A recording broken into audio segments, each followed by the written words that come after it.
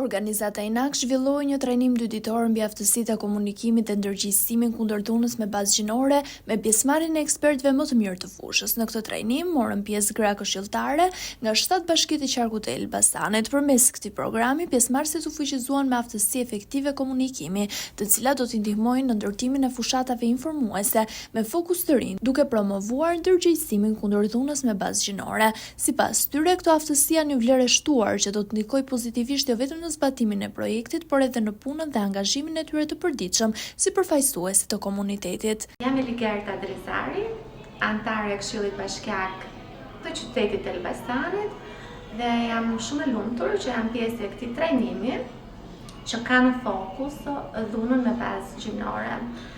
Ky trajnim më vleti shumë si në nivel të eksperiencave të ndryshme, por edhe për mënyrën se si ne, si lidere, pra si antarët e Këshillit Bashkiak që kemi mundësi të marrim vendime, të mund të ndikojmë për projekte të ndryshme, për të iniciuar dhe jo vetëm, por për të ardhur tek të rinjtë dhe të rejat, për të ulur dhe për të sensibilizuar pjesën e dhunës me bazë gjinore.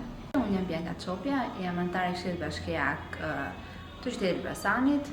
Marr pjesë në këtë trajnim mbi gjitha për të qenë një zë në Këshill Bashkiak, po qoftë dhe me të rinjt dhe të reja e qytetit mbi për të luftuar dhunën me bazë gjinore. Të gjitha informacionet që ne u pajisëm në këtë trajnim sigurisht më nxisin mua për të marrë nisma të rëndësishme që do të shërbejnë të gjithë të rinjve në qytetin e Elbasanit. Unë jam Sanka Sufali, antare e Këshillit Bashkiak Peqin. Në trajnimin 2 ditor që u zhvillua në qytetin e Elbasanit me temë mbi dhunën me bazë gjinore, ne u trajnuam nga 2 trajnere shumë të mira, të cilat kishin një përvojë goxha në punën e tyre.